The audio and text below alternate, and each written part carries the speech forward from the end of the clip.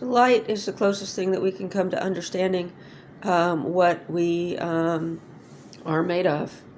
That we have the capacity to understand the difference between light and the absence of light, and that we have the capacity to understand that dark is not a darkness, at least to us, appears to be the absence of light and not the substance of dark. However, when we are dealing with tangible objects, the dark can be a substance, and the light can also be a substance. So that which absorbs the light and that which reflects the light are substances.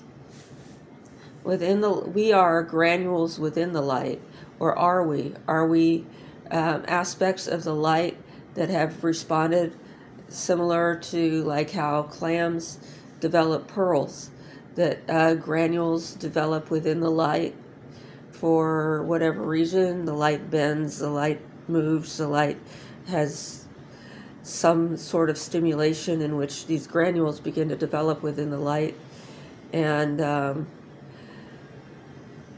light around those granules then begins to respond and react to those granules.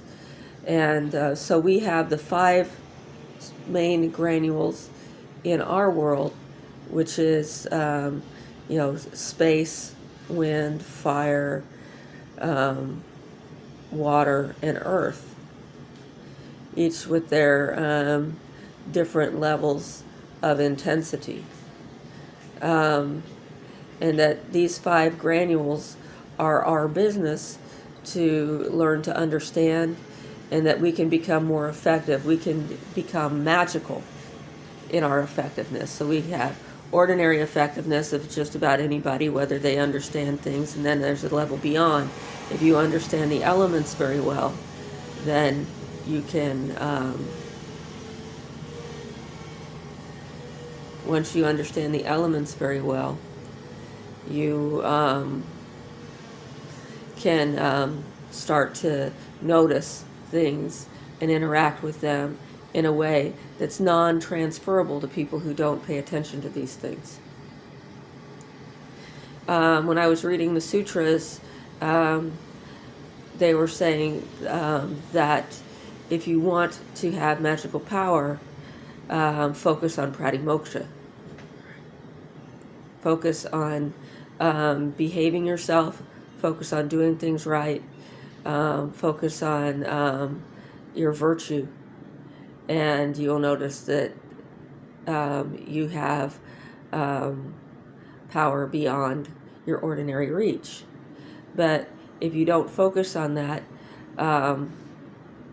that which makes the granules, we always had this feeling that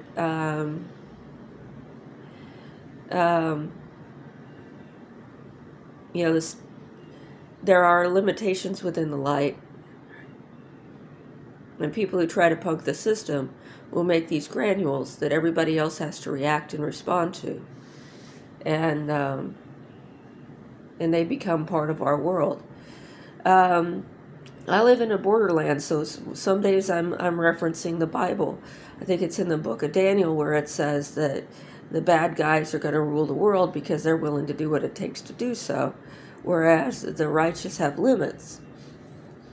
And so we are dealing with the granules that were made by somebody intent on evil, and yet they were stabilized by somebody intent on good.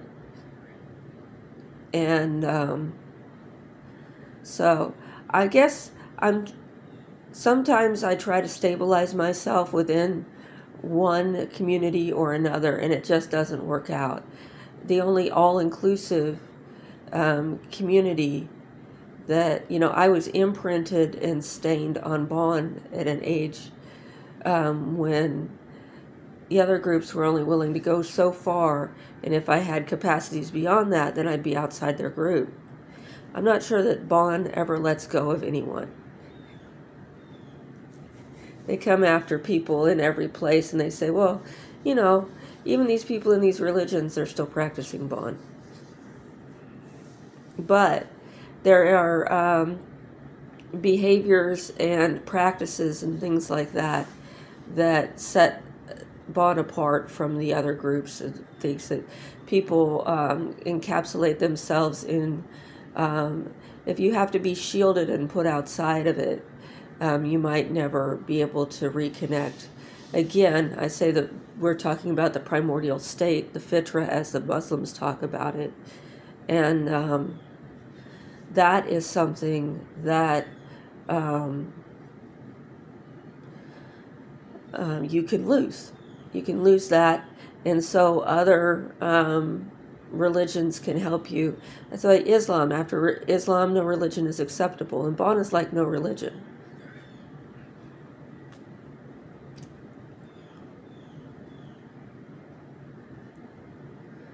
So you can have your primordial state restored after having lost it, or you can, a lot of, they have the concept of Majnun, which doesn't necessarily mean crazy. It means that you see the jinn. Like the children are Majnun and the very old people are Majnun. Sometimes you become Majnun in between. The people of the Fitra are Majnun. And when you, that could be very disturbing. But if you have experienced Islam after having experienced, Christianity, Judaism, Zoroastrianism, different things, when that happens to you for whatever reason, like you come down with COVID really bad, it can be less disturbing and you can navigate it. It's the same way that the Tibetan traditions about being prepared for death prepare you for a very disturbing state when things that you thought you had escaped from, no longer existed, weren't relevant to you, suddenly become your reality again. And you have to navigate within them. So I have, I don't know if I have any what I would call Buddhist shrines in my house anymore, but I took down some of the tankas and put them away very respectfully. And I wasn't giving Tara enough due, so I put her back in the closet. And